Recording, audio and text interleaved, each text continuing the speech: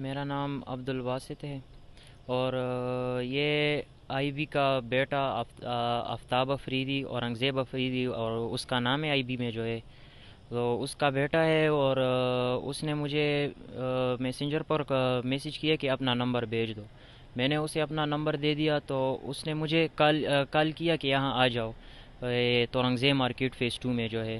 میں نے کہا چلو میں آتا ہوں۔ اس نے کہا کہ لوگ بھی ساتھ لاتے ہو یا اکیلے آتے ہو؟ میں نے کہا کہ اکیلے آتا ہوں۔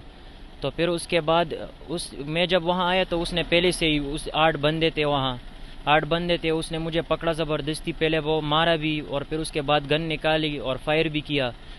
تو میں اس سے چھپ گیا، اندر دکان میں چلا گیا۔ میں جب دکان میں چلا گیا تو وہاں اس دکاندار بھی کہہ رہا تھا کہ آپ لوگ باہر نکلے۔ انہوں نے مجھے باہر نکالا، پھر کپڑے بھی پاڑے اور پھر مجھے زبردستی گاڑی میں ڈالا۔